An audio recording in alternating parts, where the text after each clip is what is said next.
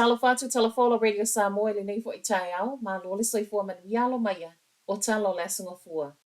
O loo whaawawa o onga mai le whale whanau onga o lea onga mawalunga i Albany i Aukilani. Lena mawa mai eile case whaamaoni o le misela. I le whai unga le vaiaso lena whaia whaapitoa lava i le soifua maloloina le nofuanga e a ngai i ai i lato e vāvala lata sotanga. Ma le case whaamaonia po i lato nei a o onga whaapea whaia onga i le Albany High School mo Siaki.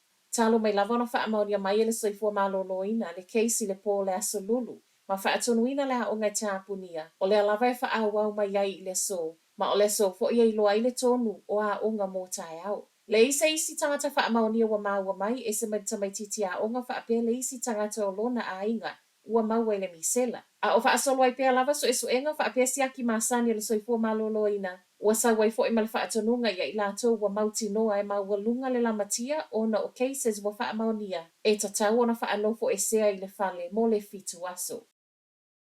O le mea sa o lava e whai tangata e le i whaatumuina pepa o le tusinga ingoa o le tau fio benefiti. O le aso fitu o mati le ana whaangata i le whaatumuina o pepa o le tusinga ingoa le atunu.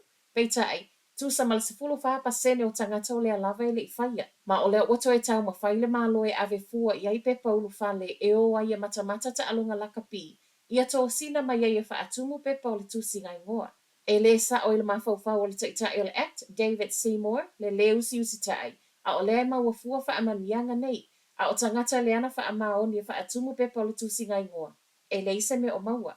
Whai mai ai Seymour e le asto nai, a whai e le mawhaina whaava noa se 10 minute e whaatumu e pepa o le tusinga ingoa. E le tatau fo i launa tu uatu i aitu pe mai le malo po o benefiti a wa o le tusinga ingoa. Le e fua nga i ai whaai unga le malo.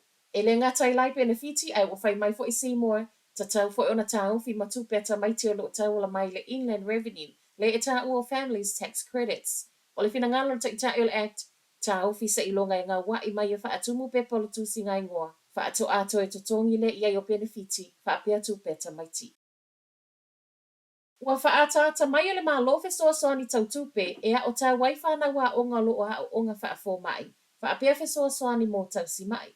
A o uti ai tangata ngā lulue i le soifua maloloina, wa saunole minister o mtanga wenga. O le alava ua wa aile malo i le ono iai o se isi awala. E sanga una i ai tangata ngā lulua i tonu lava i o New Zealand.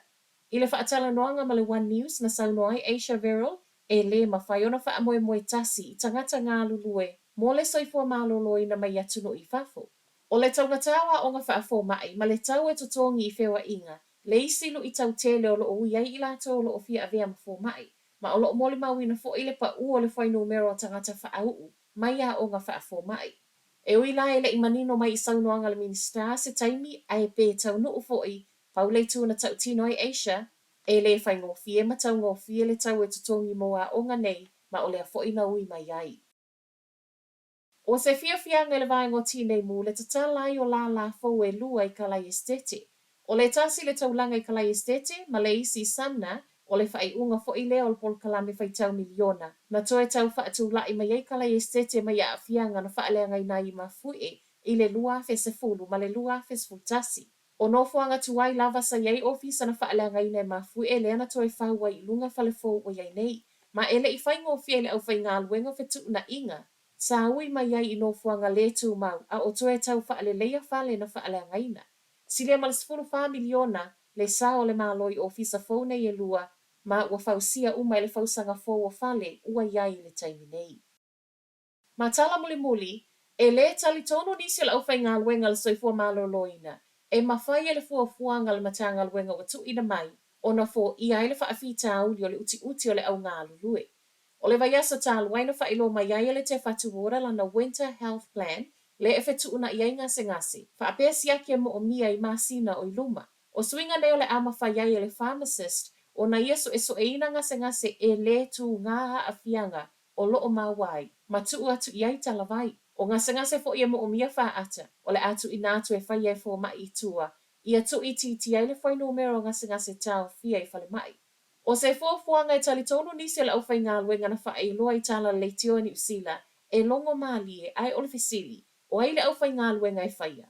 O le fo mai fo i mali whale mai middle moa, i le vaenga Emergency Department, E le o fina ngalo e whailolo na suafa, e matua i le tali tonu e mawhai le fetu na inga le nei, ona fo ia le whaafi tau le olo iai, ona o i tū umalava au nanga tau le soifua malolo ina, lea e mo o mia nisi tangata whai ngā luenga. O tala na o le tai au, manuia la mtango vai asu.